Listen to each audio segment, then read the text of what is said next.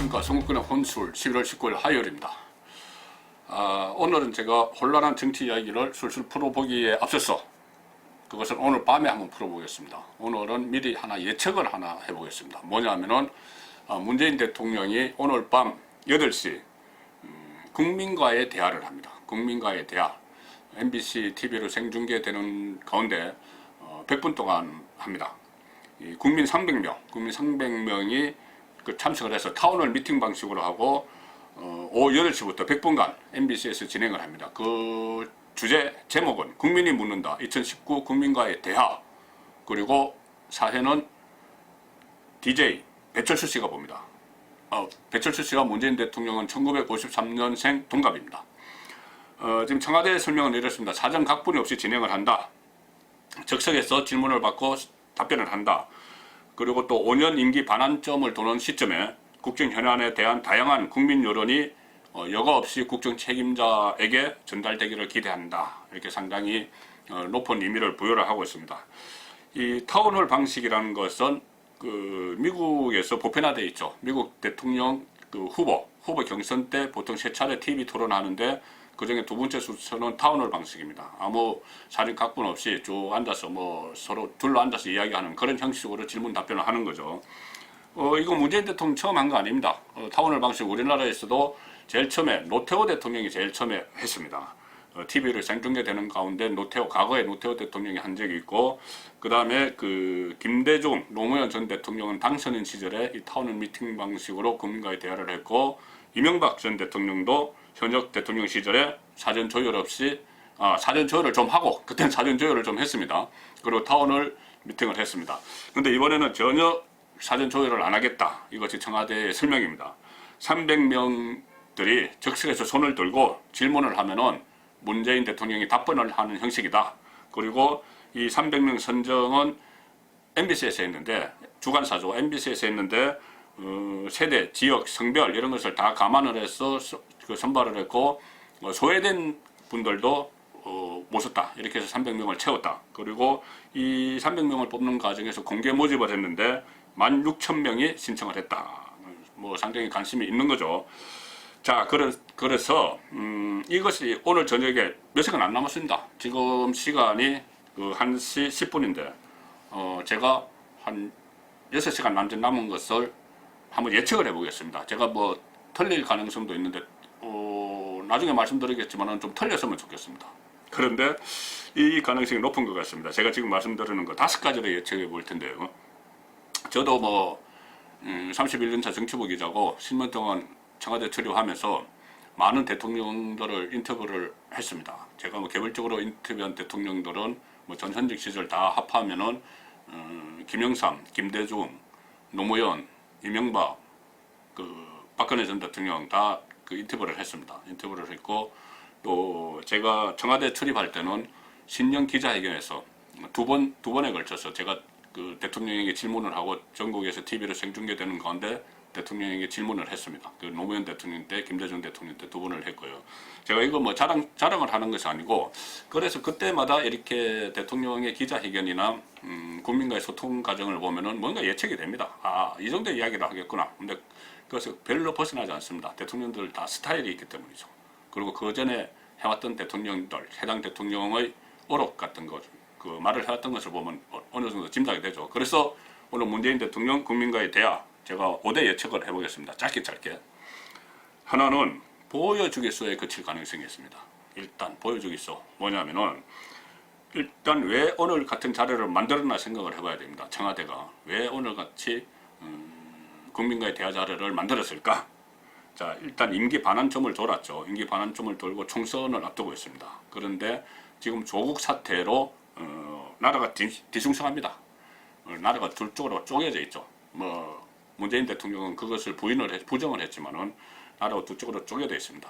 대통령이라면은 또 총선을 앞두고 있으면은 대통령이 아마 소통하는 모습, 국민과 소통하는 모습을 보여줘야 되죠.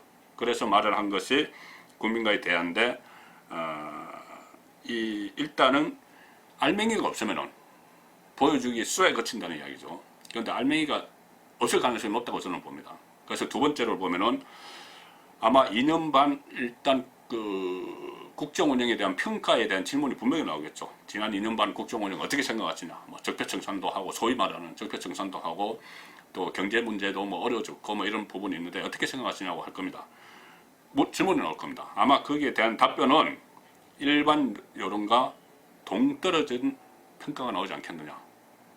정권의 혼술이 그렇게 예측합니다. 왜 그러냐면 이미 나왔습니다. 임기 반환점을 도는 시점에 그 청와대의 그 비서실장, 안보실장, 또 정책실장, 세 실장이 기자간담회를 했죠. 그 자리에서 세 실장, 특히 노영민 비서실장이 참 현실과 동떨어진 국정평가를 했습니다. 2년만 국정평가를. 뭐라고 했냐면은 지난 2년 반은 대한민국의 틀을 바꾸는 대전환의 시기였다. 11월 10일 날 기자간담회에서 그렇게 이야기했습니다. 그런데 그 다음날 11월 11일 날 문재인 대통령이 거의 똑같은 말을 했습니다. 수석 보좌관 회의를 주재를 하면서 이렇게 이야기했습니다. 문재인 대통령이 정부는 시작부터 무너진 나라를 다시 세워 국가를 정상화했다. 무너진 나라를 다시 세워 국가를 완전 정상화했다. 그리고 정의의 가치를 사회의 전 영역으로 확산시켜 나가고 있다. 이렇게 자평을 했습니다. 아니 정의의 가치는 지금 조국 사태와 연결된 거 아닌가요? 그런데 정의의 가치를 사회의 전 영역으로 확산시켜 나가고 있다. 이렇게 이야기를 하니 완전히 여론과 동떨어진 국정평가를 이미 며칠 전에 했습니다. 오늘 저녁에 새로운 변화할 거라고 기대 못합니다. 또 뭐 무너진 나라를 채우는 기간이었다. 정의의 가치, 공정의 가치, 뭐 특권과 반칙을 없앴다. 뭐 이런 이야기 할 거예요. 조국 사태를 완전히 외면을 하고. 자, 그리고 세 번째, 조국 사태입니다. 조국 사태 질문 나오겠죠. 조국의 불공정, 반칙, 특권 질문 나올 텐데 여기는 아마 유체이탈 합법을 쓸 겁니다. 그동안 문재인 대통령이 그려왔습니다. 조국 사태에 대해서. 일단 제도 속에 내재화된 불공정 이런 이야기를 했습니다. 상당히 애매한 이야기죠. 지금 우리나라 제도 속에 불공정이 내재화되어 있으니 그 제도를 고쳐야 된다. 이 이야기입니다. 이야기를 하면서 조국의 사례는 들지 않습니다. 조국은 아예 빼놓고 그냥 우리 사회에 그런 불공정이 내재화되어 있으면 고쳐야 돼. 제도 고쳐야 돼. 그러면서 뭐 대학 입시 문제도 적석에서 거의 뭐 적극적으로 뭐 대안을 내놓고 막 그러고 있습니다. 아마 오늘도 그렇게 할 겁니다. 대학 입시 제도 문제점을 이야기할 겁니다. 그리고 그러니까 조국 딸 아들의 입시 비리에 대해서는 말을 안 하고 제도 자체를 이야기할 겁니다. 그 다음에 검찰 개혁 이야기하겠죠. 검찰 개혁을 이야기를 하면서 마치 검찰 수사가 조국에 대한 검찰 수사가 검찰 개혁에 저항하는 윤석열 총장이 이끄는 검찰의 저항이다. 이런 식으로 아마 뉘앙스를 풍길 겁니다. 그리고 또 언론 탓하겠죠. 언론 탓. 지금까지도 조국 사태와 관련해서 언론 탓을 많이 했습니다. 똑같이 아마 그런 유체이탈 합법을 좀 비켜가는 그런 합법을 쓰면서 조국 문제는 넘어갈 거고요. 뭐 이 과정에서 또 적폐청산 이야기도 할지도 모릅니다. 뭐 제도 이야기하면서. 또 중요한 게 남북 문제죠. 지금 현 정부가 남북 관계 이것을 최대의 치적으로 내세우는데 최근에 다시 상당히 악화됐습니다. 김영철 대남 담당자죠. 김영철이 오늘도 뭐 성명을 내서 미국을 강하게 비판하면서 비핵화 생각하지도 마라 이런 식으로 이야기할 만큼 다시 과거 원점으로 좀 돌아가고 있는 이런 상황인데도 지금 문재인 정권은 거기에 대해서 계속 부정을 하면서 장밋빛 청사진만 이야기합니다. 김정은이 그런 폭언을 하고 도발을 하고 그래도 좋을 대로만 다 해석을 했죠. 그리고 최근에는 심지어 대통령이 이 문제와 관련해서 헌법을 위반했다. 그런 논란도 있다. 제가 그것을 혼술해서 소개시켜 드린 적이 있죠. 헌법상 엄연히 대한민국 국민인 북한 어민 2명을 16명을 선상 살해했다는 혐의를 받는 그 문제는 별개입니다. 그 문제는 별개인데 어쨌든 별다른 큰 자세한 조사도 없이 북한으로 보내버렸다. 고문과 처형이 뻔한 그렇기 때문에 국민의 재산과 생명을 지켜야 할 대통령이 헌법을 위반한 거 아니냐 그런 논란이 일고 있다. 이것을 제가 말씀드린 적이 있는데 어쨌든 그런 문제까지도 다 포함해서 북한 문제는 장밋빛 청사진을 또 내놓을 겁니다. 네 번째입니다. 그 다음에 다섯 번째. 저는 이 예측이 좀 맞을 수 있다. 가장 정확하게 맞을 수 있다고 생각하는데 뭐냐면은 뭔가 오늘 질문 답변 과정에서 해프닝이 있을 것 같습니다. 해프닝. 그 전에 물론 두 번의 해프닝이 있었죠. 기자들과 질문, 뭐 크게 알려진 것이 두 번입니다. 기자들, 물론 그때는 기자들과 질문 답변 과정입니다. 하나는 신년 기자회견, 올해 신년 기자회견에서 아시다시피 경기방송에 여기자 김예른 기자가 질문을 그렇게 했죠. 정책 기조, 이렇게 어려움이 많은데 정책 기조를 바꾸지 않는 그 근거 없는 자신감은 어디서 나오십니까? 이렇게 물으니까는 문재인 대통령이 상당히 불쾌한 표정을 지었습니다. 그리고 뭐 답변을 회피하다시피 했죠. 그리고 그 이후에 친문 네티즌들이 김예른 기자를 집중 공격을 했습니다. 그 다음에 취임 2주년 때는 KBS 송현정 기자가 또 문재인 대통령 단독 대담 형식으로 뭐 얘기를 나눴죠. 거기서 송현정 기자가 따끔하게 질문을 했습니다. 일부에서는 문재인 대통령을 향해서 독재자라는 얘기가 나오는데 어떤 느낌인가? 이런 식으로 물었죠. 그러니까 문재인 대통령이 말을 못 잇었습니다. 뭐 이러면서 말을 못 잇다가 불편한 기색이 역력했죠. 그때도 친문 네티즌이 상당히 융단 폭격을 하면서 송현정 기자가 곤욕을 치렀습니다. 그리고 김예른 기자나 그 송현정 기자는 신상털기까지 다 당했죠.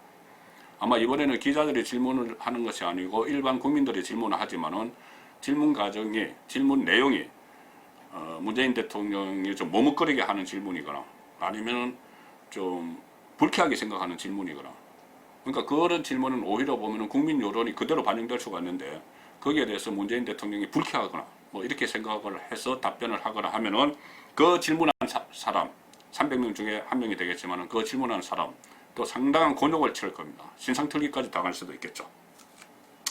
자, 근데 모두에 말씀드렸지만 저는 이런 예상들이 좀 빗나갔으면 좋겠습니다.